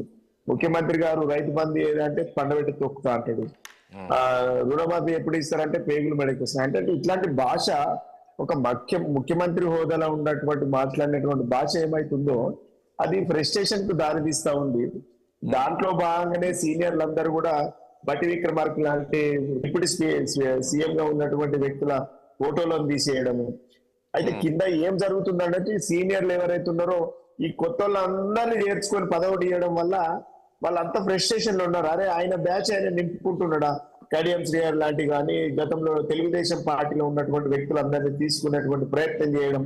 అంటే ఇదంతా ఏమైతుందంటే ఆయన టీం ఆయన రెడీ చేసుకుంటుండు. మరి ఏం జరుగుతుంది అనేటువంటి భావనలో కాంగ్రెస్ లో ఉన్నటువంటి 40-50 సంవత్సరాల పార్టీలో పనిచేసినటువంటి వ్యక్తులు చర్చ పెట్టుకుంటున్నటువంటి చర్చనే కేసీఆర్ గారు అన్నారు. ఆ మోడీ గారు వచ్చినప్పుడు బడే బాయ్ చోటే బాయ్ అనేటువంటి మాటలు కూడా ఇవన్నిటి కూడా రకరకాల అనుమానాలకు తావిస్తా ఉన్నది. కాబట్టి దాంట్లో భాగంగానే మాట్లాడినాడు. కానీ కాంగ్రెస్ పార్టీలో ఉన్నటువంటి నాయకులకే మొదటి అభద్రత బాగుంది. ఈ పార్టీ ఎటు పోతుంది, అసలు ఈ ప్రభుత్వంలో ఎవరు ఉంటారు ఒకటి. ఇప్పుడు ముఖ్యమంత్రి గారు అన్నట్లు కొన్ని ప్రాంతాల్లో మీ అభ్యర్థులు ప్రచారం కూడా చేయట్లేదని ఒకటి టాక్ ఉంది కదా. ఇప్పుడు ముఖ్యంగా మహబూబ్ నగర్ తీసుకుంటే కావచ్చు, జైరాబాద్ తీసుకుంటే కావచ్చు. ఇప్పుడు నేను ఏమంటున్నా, కాంగ్రెస్ పార్టీ ఏదో చేస్తుంది, సికింద్రాబాద్ లో మొదలు పెట్టిందా? ఎవరికి ఇచ్చింది సికింద్రాబాద్ లా? ఇలా టిఆర్ఎస్ పార్టీలో గెలిచిన తీసుకుపోయి మీరు అనౌన్స్ చేసిండ్రు. ఇప్పటి వరకు ప్రచారమే మొదలు కాలే. ఇలా షెడ్యూల్ వచ్చింది, ఇలా 11 గంటల షెడ్యూల్ వస్తుంది. ఎవరిని మీరు బుకాయిస్తా ఉన్నారు? మేం మాట్లాడిన మాటలే మాకు రివర్స్ కొడతా ఉన్నారు కాంగ్రెస్ పార్టీ లీడర్లు. ఇలా మా దగ్గర ఉన్నటువంటి లీడర్లను తీసుకొని మీరు అనౌన్స్ చేసుకున్నారు. ఇలా ముఖ్యమంత్రి గారు అన్నారు 5 మంది అభ్యర్థులు, మీరు అన్నారు కదా ఇందాక 5 మంది అభ్యర్థులు డమ్మీ పెట్టి, మేము డమ్మీ పెట్టలే, అసలు డమ్మీలో పెట్టిందే మీరు. మా క్యాండిడేట్లను తీసుకొని మీరు పెట్టింది. ఇలా సికింద్రాబాద్ మీరు క్యాండిడేట్ పెట్టిండు. ఈ రోజు వరకు ప్రచారం లేదు. ఇలా మా క్యాండిడేట్ మొత్తం 7 నియోజకవర్గాల ప్రచారం ఒక రౌండ్ అయిపోయింది. మరి ఇలా మెదక్ లాంటి జిల్లాలో మీ ప్రచారమే మొదలు కాలే. ఎవరిని బుక్కాయిస్తా అన్నారు మీరు? ఇవన్నీ అబద్ధాలు చెప్పి రాజకీయాలు అబద్ధాలు చెప్పి ప్రభుత్వాలను నడపగలుగుతారా రాజేష్ గారు? వాస్తవ పరిస్థితులు కనబడాలి కదా. రాజకీయం అంటే ఒక సీటు గెలుస్తాం, ఒక సీటు ఓడతాం. మీకు కావాల్సింది ముఖ్యమంత్రి పదవి వచ్చింది, అధికారంలోకి వచ్చిండ్రు, ఎంపీ సీట్లు 2 వస్తాయి, 2 పోతాయి. పెద్ద విషయం ఏముంది? వాటి మీద దృష్టి పెట్టాలి కదా. 6 గ్యారంటీలు చెప్పిండ్రు. 6 గ్యారంటీల సంగతి ఏంది? ఇస్తారా ఇయ్యరా? ఎప్పటి వరకు ఇస్తాము? ఏమి ఇవ్వాలి? ఏమైంది? 9.5 సంవత్సరాలు మేము అధికారంలోకి ఉంటే అధికారంలో ఉన్న వాళ్ళు కరెంట్ ఉంటది, నీళ్లు ఉంటాయి, ఇక తాగునీరు ఉంటది, సాగునీరు ఉంటది. ఇలా ముఖ్యమంత్రి మేము దిగిపోగానే మా గవర్నమెంట్ పోగానే స్విచ్ ఆఫ్ అయినట్టు కరెంటు పోతుంది, నీళ్లు రావు, గుంటలు ఎండిపోతాయి, 15 నుంచి 20 లక్షల ఎకరాల ఎండిపోతుందంటే ఏం చేస్తుంది ప్రభుత్వం? నేనేమంటున్నా, కాంగ్రెస్ పార్టీ అధికారంలో ఎక్కడ ఉన్నా ఈ సమన్వయ లోపం వల్ల, ఈ వాళ్ళ ఇంటర్నల్ కొట్లాడడం వల్ల ప్రజలు ఇబ్బందులు పడతారు అన్నది గత నాకు తెలిసినటువంటి రాజకీయం తెలిసినప్పటి నుంచి చూస్తుందండి. ఇది ఈ కుమ్ములాట కొట్లాడలే ఉంటది తప్ప ప్రజల సమస్యలు పట్టించుకోరండి. కర్ణాటకనే దానికి ఎగ్జాంపుల్. ఇప్పుడు ఒకటి మీరు 6 గ్యారంటీలు అంటున్నారు, బస్సులో ఒకటి చూసాము, ఫ్రీ బస్ చేశారు, తర్వాత 200 యూనిట్స్ వరకు పవర్ ఫ్రీ అన్నారు, అది చేశారు, సిలిండర్ చేశారు, ఇవన్నీ కనబడుతున్నాయి కదా. నేనేమంటున్నానే, పాపారావు గారు చాలా అద్భుతంగా చెప్పింది. ఫ్రీ బస్ ఇచ్చిండ్రు. ఇలా మీరు బలమై చూడండి, ఫ్రీ బస్ లేడీస్ ఎక్కలేరు. ఈ తణుకుడు గుద్దుకులేదు 100 రూపాయల కోసం ఈ తణుకుడు గుద్దుకుడు అవసరం అనేసి అసలు పోతలేరండి, బస్సులు ఖాళీ అయిపోతున్నాయి. ఇలా ఆటో డ్రైవర్లు అందరూ పుట్టగొట్టిండ్రు, 12,000 రూపాయలు ఇస్తున్నారు. ఏమైంది? అరే అమలు కాని హామీలు అన్ని ఇచ్చిండ్రండి, వాటి మీద ఒక చట్టబద్ధత లేదు, వాటితో ఎట్లా చేయాలో క్లారిటీ లేదు, ఇష్టం ఉన్నట్టు ఇచ్చిండ్రు. కానీ నేను ఏమడుగుతున్నా, మీరు ఈ స్థాయిలో చెప్పిన ప్రజల్లో ఇంకా అంటే ఈ గవర్నమెంట్ వచ్చింది కనీసం హామీలు అమలు చేయట్లేదు అనే ఆ వ్యతిరేకత ఇంకా రానట్లు ఉంది కదా ప్రజల్లో. వచ్చిందంటారా? ఇంకా ఇప్పటికీ కేసీఆర్ చుట్టే తిరుగుతుంది, కేసీఆర్ టీఆర్ఎస్ పార్టీ స్కాములు కేసుల చుట్టే తిరుగుతుంది కదా. నేనేమనుకుంటున్నా, ప్రజలు ఎప్పుడు కూడా బయటపడారండి. మేము కూడా గదే భ్రమలు ఉన్నాం. మాకు ఓట్లు వేస్తారండి, ఓట్లు వేసినాక తెలిసింది మాకు ప్రజల లోపల మా మీద ఉన్నది కొంత కోపం అనేసి. ప్రజలు ఎప్పుడు ఓపెన్ గా వచ్చి మీ లెక్క మా లెక్క టీవీలో కూర్చొని చర్చలు పెట్టుకోరు. ప్రజల మనసులు ఉంటది, ఎప్పుడు వాతలు పెట్టాలో కప్పులు పెడతారు. ప్రజలు రోడ్ల మీదకి వచ్చి చర్చలు పెడతారా అండి? డిస్కషన్ పెడతారా? టీవీ ఇంటర్వ్యూలు ఇస్తారా? కాబట్టి ప్రజలకు ఏముండాలో ఉన్నది మాట్లాడుతున్న కొద్ది తెలుస్తుంది. గ్రామాలలోకి వెళ్ళి మాట్లాడుతున్నప్పుడు ప్రజలు చిన్న సబ్మిషన్, మిత్రుడికి చిన్న సబ్మిషన్, నేను కూడా వెళ్ళాలి కదా, సారీ. ఏం లేదు ఇక్కడ. ఇప్పుడు ప్రజల దగ్గర మైకులు అనేది కాదు, ఎందుకంటే ఊళ్ళలోకి పోయి మైకులు పెడతంటే ఆల్రెడీ తిట్టడం కనపడతానే ఉంది కదా. ఊళ్ళలోకి పోయి మైకులు పెడుతున్నారు కదా, వెళ్తున్నాయి కదా మీడియా, వెళ్ళి జనాల దగ్గర మైక్ పెడితే వాళ్ళు మాట్లాడుతున్నారు కదా, అదేం క్రియేటెడ్ కాదు కదా. జనాల దగ్గర ఎక్కడికక్కడ రోడ్ల మీద మైకులు పెడతానే ఉన్నారు, ఊళ్ళలో మైకులు పెడతానే ఉన్నారు, వాళ్ళు మాట్లాడేది వినపడుతుంది.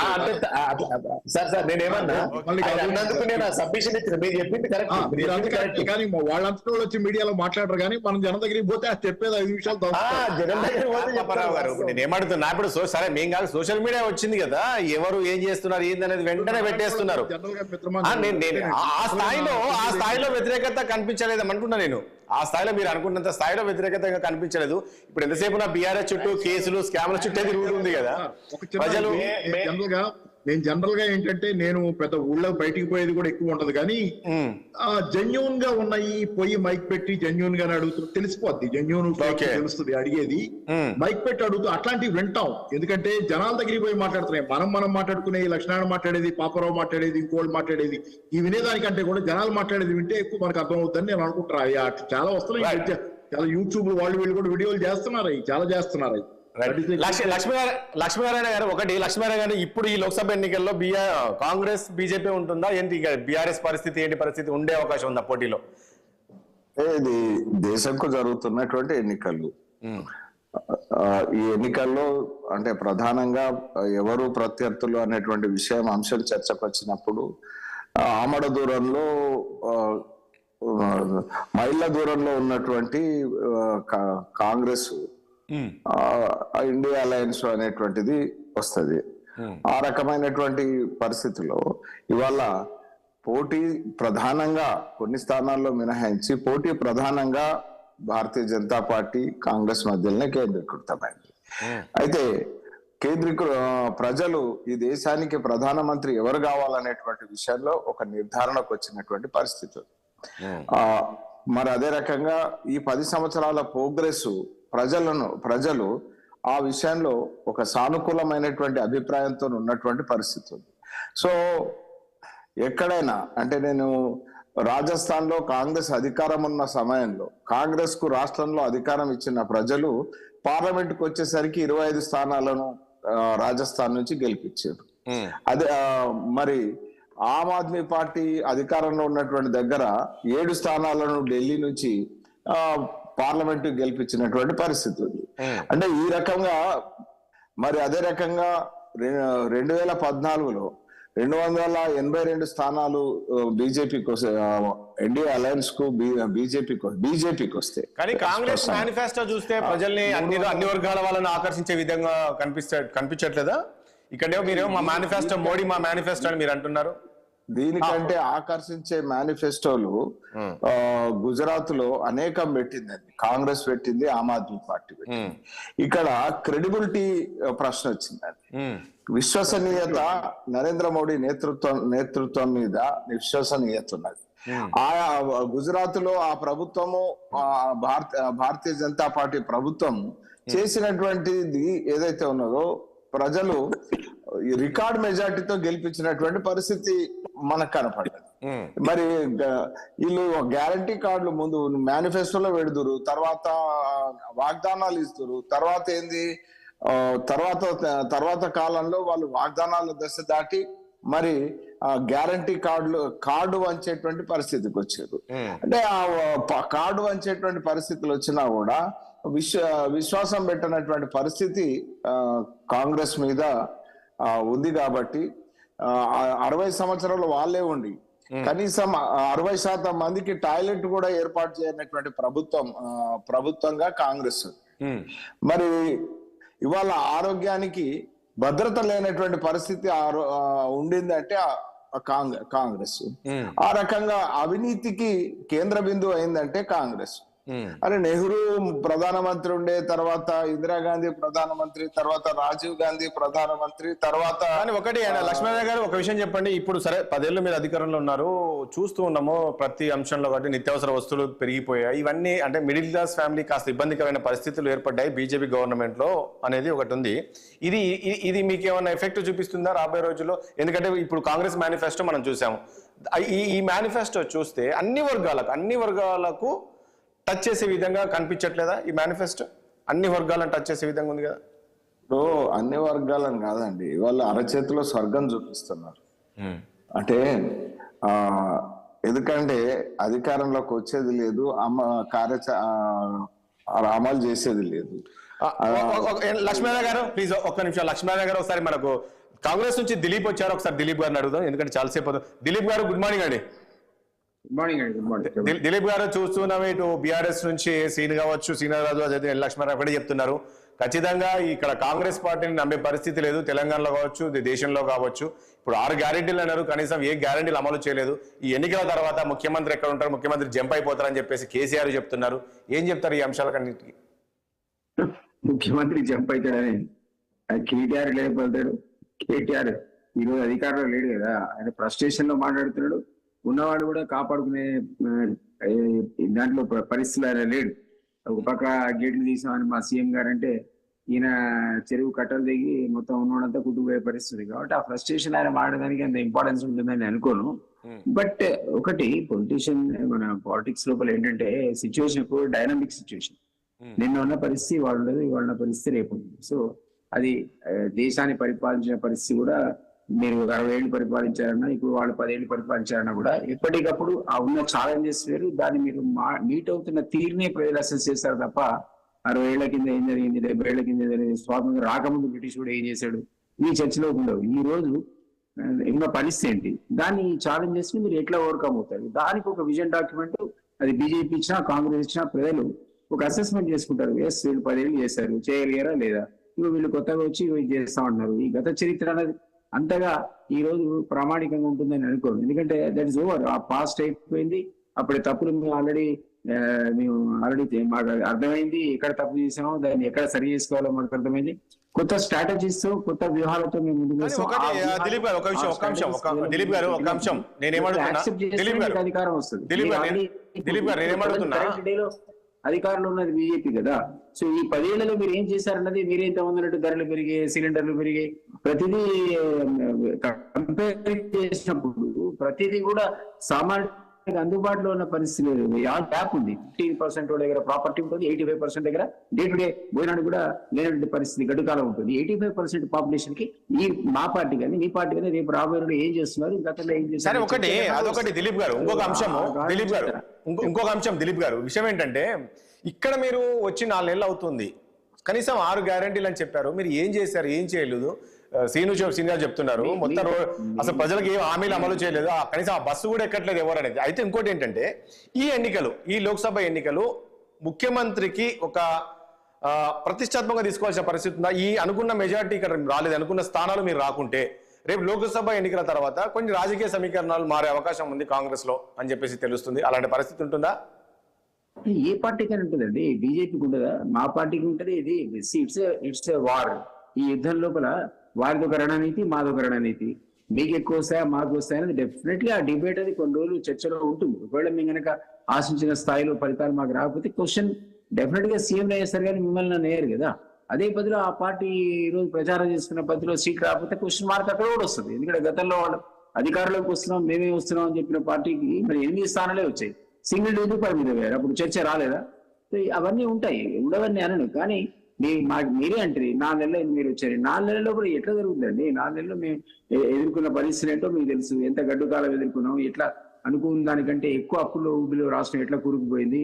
6 హామీలు ఇంప్లిమెంటేషన్ అయితే స్టార్ట్ చేసాం. ఇంకొక 3 నెలలు 4 నెలలు మినిమం 1 year అయితే అసెస్మెంట్కి అయితే మీరు మాకు ఇవ్వాలి కదా. మరి 4 నెలలది don't you think it's too short a period to question anybody? So అంత మరీ తక్కువ టైం లోపల మేము ఉన్నటువంటి రకరకాల సమస్యల్లోంచి ఒక పక్క ఈ ఇన్వెస్టిగేషన్స్, కుంగిపోయిన కాళేశ్వరం, దాని మీద ఒక కమిటీ, దీని మీద ఒక కమిటీ, ఇవన్నీ ఒక టెలిఫోన్ స్కామ్. అంటున్నారు. విషయం ఏంటంటే దిలీప్ గారు, ఒకటి మీరు వచ్చిన వెంటనే మీరు పాలన మీద దృష్టి పెట్టకుండా ఈ అంశాల మీద చేశారు. కనీసం ప్రజల అవసరాలు ఏంటి, రేపు ఎండాకాలం రాబోతుంది, దీనిపైన దృష్టి పెట్టకుండా ఎంతసేపు కేసీఆర్ పైన ఫోకస్, కేసీఆర్ వాక్ కేసులు ఈ కేసులు తీసుకొచ్చారని. ప్రభుత్వం అనేది ఒక మ్యాసివ్ స్ట్రక్చర్ అండి. ఈ మ్యాసివ్ స్ట్రక్చర్ ని ఒక్కొక్క శాఖను ఒక్కొక్క మంత్రి పరిపాలించినట్టుగానే ఓవరాల్ గా సీఎం పరిపాలించినట్టుగా ప్రతి శాఖ కూడా, అది డ్రింకింగ్ వాటర్ కావచ్చు, ఇరిగేషన్ వాటర్ కావచ్చు, మరొకటి కావచ్చు, ఒక యంత్రాంగం ఉంటుంది. వేలాది మందిగా అధికారులు ఉంటారు. ఈ అధికారులు ఆ వ్యవస్థను ఎప్పటికప్పుడు సమీక్షిస్తుంటారు. ఓవరాల్ గా మీరు ఉన్నటువంటి విజన్ లో మీ ప్రియారిటీస్ ఏంటి, మీరు ఏ పద్ధతిలో దాన్ని డ్రైవ్ చేస్తున్నారు, ఈ అధికారులను, ఈ సిస్టమ్ అనే దాని మీద మీ పర్ఫార్మెన్స్ ఆధారపడింది తప్ప ఇటు పక్క 4 ఎంక్వైరీలు రాగానే అవన్నీ సెన్సేషనల్ కాబట్టి రోజు వార్తలు చూపించి సీఎంకి ఏరే పని లేదు, మా అధికారులకు ఇంకో పని లేదు, అందరు అధికారులు అన్ని శాఖల వాళ్ళు కూడా దాని మీద పడ్డారంటే ఎట్లా? ఒక విషయం చెప్పారండి, ఎర్రల శ్రీను ఒక విషయం చెప్పారు దిలీప్ గారు. ఏంటంటే దిలీప్ గారు దిలీప్ గారు ఒక అంశం, ఇప్పుడు ఎర్రల శ్రీను ఏం చెప్పారంటే అసలు మీరు అధికారంలో రాగానే మేము ఉద్యోగాలు ఇస్తాము, నోటిఫికేషన్లు ఇస్తాము, అసలు ఎక్కడ ఇచ్చారు మీరు? ఒక్క ఉద్యోగం ఇవ్వలేదు. మేము గతంలో ఇచ్చిన నోటిఫికేషన్లు మేము ఇప్పుడు మీరేదో పత్రాలు ఇచ్చి మేము 30,000 ఉద్యోగాలు ఇచ్చేసి చెప్తున్నారు. అసలు ఎట్లా చెప్పుకోవాల్సి వచ్చింది, మీకు ఎలా చెప్పుకుంటారు మీరు అనేది? చెప్పము కూడా మీ నోటిఫికేషన్ కంక్లూజన్ కోసం ఇక్కడ ఫైనల్ ఆర్డర్ మేము ఇవ్వాల్సి వస్తే మంచిది, మాకు అవకాశం వచ్చింది, గొప్ప అవకాశం, మీరు ఇచ్చిన అవకాశం, సంతోషం. మరి ఈ పీరియడ్ లో 2 లక్షల జాబ్స్ ఇస్తామని చెప్పి 101 మందిని అరెస్ట్ చేసుకుంటారు. 2016 నుంచి ఏదో ఒక పేపర్ లీక్ అయిందని మీరే చెప్తారు. మీరు వేసుకున్న సిట్టే 101 మందిని మీ పీరియడ్ అరెస్ట్ చేసే.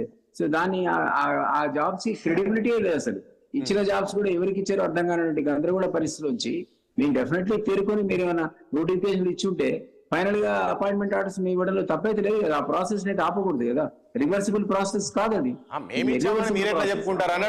విషయంలో 10,000 15,000 మీ టైంలో ప్రారంభమైనటువంటి రిక్రూట్మెంట్ ప్రక్రియ మా దగ్గర కంక్లూడ్ కావడంలో ఇట్స్ లాజికల్ కంక్లూజన్. అది దాన్ని మీరు ఎవరు తప్పడానికి లేదు. మేము ఏం చేయబోతామనేది చూడండి. ఒక 6 నెలలు చూస్తే ఎన్ని వేకెన్సీస్ నింపుతాం, ఏ పద్ధతిలో నింపుతాం, మీరు ఆ పేపర్ లీక్ చేస్తామా, లీక్ చేయకుండానే పటిష్టమైనటువంటి పద్ధతులతో కొత్త పద్ధతితో ముందుకు వస్తాం అనేది వేసి చూడాలి కదా. You have to give reasonable time.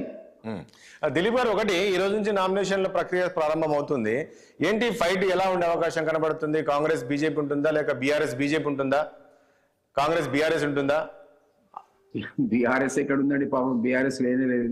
నేనే ఆశ్చర్యపోతున్నా. ఆ పార్టీలో గతంలో జనరల్ సెక్రటరీగా కీలక బాధ్యత నిర్వహించిన నాకే ఇంత పేకమేలాగా ఆ పార్టీ కూలిపోవడం అనేది ఆశ్చర్యం అనిపిస్తుంది. అసలు ఇంత మరి ఆయన ఎవరెవరు నమ్ముకున్నారో ఇటోడు అటోడు ఎవరు లేకుండా అందరు ఎవరైతే బయటకు తీసుకొచ్చి ఉద్యమ ద్రోహులకు పట్టం కట్టాడు, ఎవరైతే తెలంగాణ సుని లేని వాళ్ళు ఉన్నారో వాళ్ళందరికీ కూడా గౌరవిస్తే ఈ రోజు ఆ ఫలితాన్ని అనుభవించాలనే పరిస్థితి బీఆర్ఎస్కి వచ్చింది. ఇప్పుడున్న పోటీ కేవలం బీజేపీ వర్సెస్ కాంగ్రెస్ ఉంది, అందులో అనుమానం ఏం లేదు. మాది డబుల్ డిజిట్ వస్తుందని మేము అనుకుంటాం, లేదు మాకు వస్తుందని వాళ్ళు అంటున్నారు. ప్రజలు నిర్ణయిస్తారు కదా. ఎందుకంటే ఈ దేశాన్ని కూడా 10 ఏళ్ళు వారు పరిపాలించారు కదా, మేమైతే 100 రోజులే కదా. అంతకుముందు గతం చరిత్ర అనేది ఇంతకుముందు అయిపోయాడు, గత చరిత్ర అయిపోయింది. గత ప్రస్తుతం మీరు 10 years నుంచి మీరు ఏం చేశారో అసెస్మెంట్, మేము ఇచ్చే వాగ్దానాల్లో ఏవి ప్రాక్టికల్ ఏవి ఇంప్రాక్టికల్ అనేది ప్రజలు పరిశీలిస్తారు. అందరూ మనందరికంటే వాళ్ళ కమ్యూనికేషన్ ఉన్నట్టుగా ఉంటుంది, వాళ్ళకి మనకన్నా కమ్యూనికేషన్ డైలీ ఉండదు. కానీ వాళ్ళ ఏదో ఒకళ్ళతో ఒకళ్ళు మాట్లాడుకునేట్టే తీర్పిస్తారు. డెమోక్రసీ డ్యూటీ అది. రైట్. ఎర్రల శ్రీ గారు ఒక విషయం మనం ఎర్రల శ్రీ గారు ఒకటి ఇప్పుడు కేసీఆర్ నేను ఒక విషయం అడుగుతా. కేసీఆర్ మీలాంటి ఉద్యమంలో మీరు అన్నట్లు ఇంతకుముందు అన్నారు, నేనే మాట్లాడదాం అనుకున్నా. మీరు ఉద్యమం నుంచి స్టార్టింగ్ నుంచి పార్టీలో ఉన్నారు, పార్టీని అధికారంలోకి తీసుకొచ్చారు, అప్పటి వరకు బాగుంది. కానీ ఆ తర్వాత మీలాంటి వ్యక్తులను కేసీఆర్ మర్చిపోయి ఒక బి టీం అనేది ఏదైతే ఉందో ఆ బి టీం వాళ్ళకు పదవులు ఇచ్చి ఈ రోజు మళ్ళీ వెన్నుపోటు పొడిచి వెళ్ళిపోయారు అనుకోవచ్చా? మళ్ళీ వాళ్ళే బయటకు వెళ్ళారు అంటే మీలాంటి వాళ్ళని కేసీఆర్ విస్మరించారు కావచ్చు. ఈ రోజు పార్టీకి ఈ పరిస్థితి వచ్చిందంటే ఏం చెప్తారు? మమ్మల్ని విమర్శించింది అనడానికి ఏం లేదు. నేను ఒకసారి కమిషన్ చైర్మన్ గా చేసిన, ఒకసారి కార్పొరేషన్ చైర్మన్ గా 2 సంవత్సరాలు, ఒక 5 సంవత్సరాలు నేను అంటే మేము కూడా పదవులు అనుభవించినాం. అట్లా మాట్లాడాలి. చాలా మందికి విద్యార్థులకు అవకాశాలు కల్పించినటువంటి నేపథ్యం బీఆర్ఎస్ పార్టీకే ఉంది. ఆ విషయానికి వస్తే ఇలా కాంగ్రెస్ పార్టీలో ఉన్నటువంటి విద్యార్థి నాయకులు కూడా జాయిన్ అయ్యారు, ఒక్కరికి కూడా టికెట్ ఇవ్వలేదు. మొన్న 37 కార్పొరేషన్లు ఇస్తే ఒక విద్యార్థి ఉస్మానియా విద్యార్థి నాయకుడు ఉన్నాడా? ఒక విద్యార్థి నాయకుడు కన్నా ఇచ్చిందా? ఎట్లా చెప్తారు మీరు? ఎట్లా విద్యార్థి నాయకులకు అవకాశాలు కల్పించి ఉద్యమకారులకు అవకాశాలు కల్పించేది బీఆర్ఎస్ పార్టీ. డెఫినెట్ గా మేము 70-80 కార్పొరేషన్లు ఇస్తే అట్లా సగానికి పైన విద్యార్థి నాయకులు ఉన్నారు, ఉద్యమకారులే ఉన్నారు. ఇక నిజంగా దిలీప్ అన్నట్టు చాలా మంది వెళ్తా ఉన్నారు, గేట్లు తెరిచినామన్నారు. ఎవరు వెళ్తుండన్నా అవకాశవాదులు, ఆశావాదులు, ఎవరైతే అక్కడికి ఉన్నలో అందరు వెళ్తా ఉన్నారు. స్క్రాప్ వెళ్తుంది అనుకుంటున్నాం. నిజంగానే అప్పుడు పార్టీ అందరినీ చేర్చుకున్నాం. ఎందుకంటే ఆ రోజు నీలాంటి వాళ్ళే మాట్లాడిండ్రు. వస్తా అంటే కేసీఆర్ వద్దన్నాడు, వస్తా అంటే కేసీఆర్ కలుపుకొని పోవట్లేదు. తెలంగాణ కోసం అందరినీ కలుపుకున్న మాట వాస్తవమే. ఇలా కలుపుకున్నాం కాబట్టి అధికారంకి వచ్చినాక పక్కన పెట్టుడు కొందరికి ఇచ్చినాం. వాళ్ళ బుద్ధి ఏందో బయటపడ్డది, వాళ్ళ నిజ స్వరూపం బయటపడ్డది. ఇలా మాకే క్లారిటీ వచ్చింది కదా. కాబట్టి ఈ స్క్రాప్ అంతా జరిగిన నష్టం అంతా జరిగిపోయింది కదా. ఇప్పుడు సరే ఎంత క్లారిటీ వచ్చినా జరిగే నష్టం జరిగిపోయింది కదా. లోడ్ ఎక్కువైంది రాజేష్ గారు, లోడ్ ఎక్కువైంది మా దగ్గర. పోవడే మంచిది మాకు. కాబట్టి మేము ఎవరిని ఆపట్లేదు. ఎందుకు తెలుసా? ఈ అక్కడికి రాని తుక్కు మా దగ్గర అవసరం లేదు, ఈ స్క్రాప్ మా దగ్గర అవసరం లేదని మేమే అనుకుంటున్నాం. మాలాంటి వాళ్ళు సలహా ఇస్తున్నాం కేసీఆర్ గారికి. సార్ ఇట్లాంటి స్క్రాప్ అవసరం లేదు. ఎవడైతే మనకు ఆపద ఉన్నప్పుడు, ఇబ్బందుల్లో ఉన్నప్పుడు, కష్టంలో ఉన్నప్పుడు మనతో ఎవరైతే ఉన్నారో వాళ్ళ అవసరం లేదు, మళ్ళీ తీసుకోవద్దని చెప్తా ఉన్నాం. వాళ్ళ గురించి మాట్లాడొద్దని చెప్తా ఉన్నాం. ఇవాళ అట్లాంటి వాళ్ళు ఉండడం వల్ల మాకు నష్టం జరిగింది. ఇట్లాంటి వాళ్ళు అవసరం లేదు. ఎవరు పోయిండు? కేకే పోయిండు, కడియం పోయిండు. వీళ్ళతో వచ్చింది మాకు అనవసరంగా. వీళ్ళ వల్ల లాభం కంటే నష్టం ఎక్కువ జరిగింది. అట్లాంటి వాళ్ళు పోతేంది మాకు? ఓకే, మేము అడుగుతాం ఇలా పోతేంది. అట్లా ఇంకో విషయం, పేపర్ లీకేజీలు అంటుంది. ఇలా మీరు 30,000 ఉద్యోగాలు, దిలీప్ అని ఒక మాట మంచిది చెప్పిండు, 30,000 ఉద్యోగాలకు ఆర్డర్ కాపీలు ఇచ్చడం మాకు అదృష్టం అన్నారు. నిజమది. అట్లా మాట్లాడాలి ఒక లీడర్ మాట్లాడాల్సినటువంటి చిత్తశుద్ధి. కానీ ప్రభుత్వం ఏం చెప్తా ఉన్నది? ఈ ఉద్యోగాలే మేము ఇచ్చినామని చెప్తా ఉన్నది. నోటిఫికేషన్ మేము ఇచ్చినాం, ఫిలప్ మేము చేసినాం, ఇలా మీరు ఆర్డర్లు ఇచ్చింది అట్లా చెప్పుకోండి. అంతే తప్ప మీరు ఏవైతే ఎన్ని వేల మందికి, ఎన్ని లక్షల మందికి ఉద్యోగాలు ఇస్తామన్నారో వాటికి కొత్త నోటిఫికేషన్ ఇస్తే బాగుంటది. కానీ ఇలా మేము దాదాపుగా 1,36,000 ఉద్యోగాలు మేము ఇచ్చినాం. ఎక్కడెక్కడ ఉద్యోగాలు చేస్తున్నా అనేది ఉద్యోగం చేసిన తెలుస్తుంది అన్న. పేపర్ లీకేజీలు అంటా ఉన్నారు. పేపర్ లీకేజీలు కాంగ్రెస్ హయాంలో జరిగింది. Okay, right. సమయం లేదు. రైట్. ఎన్నిసార్లు జరిగింది? 4-5 సార్లు పేకే జరిగింది. అసలు ఇది ఎన్నిసార్లు పెద్ద పెద్ద ఆ కుంకుమాలతో అక్షరాలతోని వార్తలు వచ్చినాయి కదా. సమయం లేదు, ప్లీజ్. ఇలా కాంగ్రెస్ పార్టీ మేము గెలుస్తామంటుంది. ఎన్నికల్లో గెలిచేది మేము మెజార్టీ సీట్ గెలుస్తున్నాం. టిఆర్ఎస్ పార్టీ ఇప్పుడు కూడా అడ్రస్ గల్లంత కాదు. రాబోయే కాలంలో అడ్రస్ గల్లంటే ప్రజలు నిర్ణయిస్తారు. మేము ఉద్యమ పార్టీ, ప్రజలతో కోసం పుట్టినటువంటి పార్టీ, డెఫినెట్ గా ప్రజల కోసమే ఉంటాం. వీళ్ళందరూ కూడా చరిత్రలో ఉండరు రాబోయే కాలంలో అని చెప్తా ఉన్నా. రైట్, థ్యాంక్ యూ అండి ఎర్రల సింగ్ గారు, చర్చలో పాల్గొన్నందుకు ఎర్రల సింగ్ గారికి, అదేవిధంగా ఎండల లక్ష్మీనారాయణ గారికి, దిలీప్ గారికి, పాపారావు గారికి చర్చలో పాల్గొన్నందుకు మీ అందరికి ధన్యవాదాలండి. చూసాం కదా, మొత్తానికి ఈ రోజు నుంచి నామినేషన్, లోక్సభ ఎన్నికల నామినేషన్ ప్రక్రియ అయితే ప్రారంభం కాబోతుంది మరి దేశవ్యాప్తంగా. మొత్తానికి ఇంకా తెలంగాణ విషయానికి వస్తే, తెలంగాణలో నేను ఇంతకుముందు అన్నట్లు ఈ 3 పార్టీలు అయితే ప్రతిష్టాత్మకంగా తీసుకున్నాయి. బీజేపీ, బీఆర్ఎస్, కాంగ్రెస్ పార్టీలు మరి ఎక్కువ స్థానాలు కైవసం చేసుకోవడానికి ఇప్పటికే నెల నుంచి కూడా ప్రచారం మొదలుపెట్టాయి. చూద్దాం ఏం జరగబోతుంది, ఏంటి మరి ఎలా ఉండబోతుంది ఎన్నికలు అనేది. దాని తర్వాత మరి నిజంగా రాజకీయ సమీకరణాలు మారబోతున్నాయా, లేక ఎలా ఉంటుంది ఏంటి అనేది కూడా చూడాల్సి ఉంటుంది. మరి ఇప్పుడు నేతల మాటలు అయితే ముఖ్యమంత్రి పైన కామెంట్ చేస్తున్నారు, ఎంతవరకు వాస్తవం ఏంటి అనేది రాబోయే రోజులు చూడాల్సి ఉంటుంది. ఇది వాళ్ళ చర్చ. రేపు మరో అంశంతో మళ్ళీ కలుద్దాం. చూస్తున్న 60 సామాన్యుడు ఆరప్రాణం.